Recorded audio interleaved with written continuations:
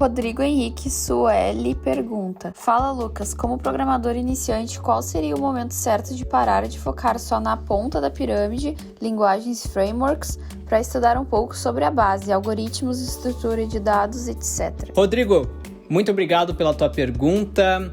E na nossa área de programação, a gente tem uma coisa que é meio peculiar, porque a base vem depois, né? A gente aprende a base de algoritmo e estrutura de dados depois, muitas vezes depois que a gente já está no mercado 1, 2, 3 anos. Isso é bem interessante e a questão é porque hoje em dia programar já não é mais como antigamente. Antigamente tu tinha que entender de estrutura de dados porque tu tinha poucos recursos, né? Até mesmo no início do desenvolvimento Android, o programador, por exemplo, eu lá no início em 2010, programando para Android, eu tinha que me preocupar com quanto de memória eu ia estar ocupando no device do usuário, quanto de bateria eu ia consumir. É claro que hoje em dia eu ainda me preocupo e a gente tenta seguir, né?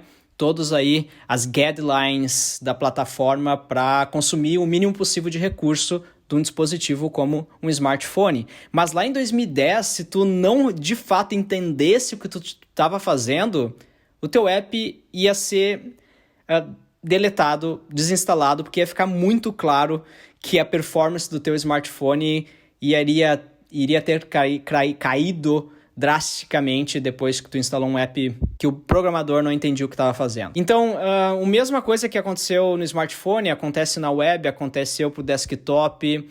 Então, o que acontece é que hoje em dia nós programadores a gente usa bibliotecas, a gente usa frameworks, a gente até tem a ajuda do sistema operacional que nos limita de alguma forma e assim faz com que as nossas cagadas não afetem tanto o usuário final como afetavam antigamente. E muitas vezes o nosso conhecimento como comunidade em geral mesmo começou a ir um pouco mais para a superfície e no dia a dia a gente não chega aí lá embaixo e vê, né, por baixo dos panos o que o framework, o que a própria plataforma, o framework nativo do Android, ou o framework cross-platform React Native, ou Flutter, ou aquela biblioteca, ou o Vue.js, ou o Angular, o que por trás dos panos esses frameworks, essas bibliotecas estão fazendo por nós, né? Então, um bom caso também é download de imagens no smartphone. Antigamente, a gente tinha que fazer todo o processo de baixar a imagem, os streamings, né? Tu baixava lá o bit mesmo, depois decodificava, fazer o resize, né? O redimensionamento da imagem para não ocupar tanta memória RAM.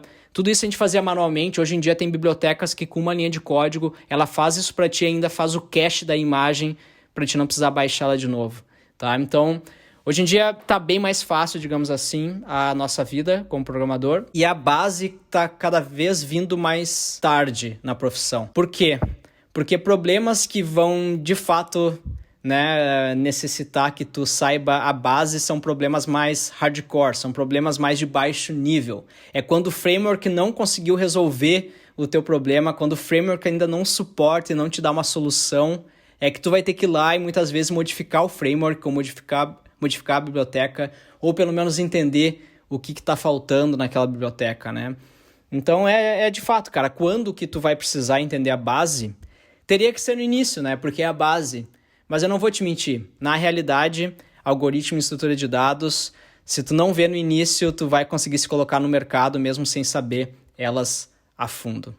Meu conselho, tenta aprender a gostar, porque isso é importante e vai ser muito importante para o desenvolvimento da tua carreira, principalmente se tu quer aplicar para uma vaga no exterior, que aqui, pelo menos, todas as empresas que eu passei para um processo seletivo fazem mais perguntas a respeito dessa base.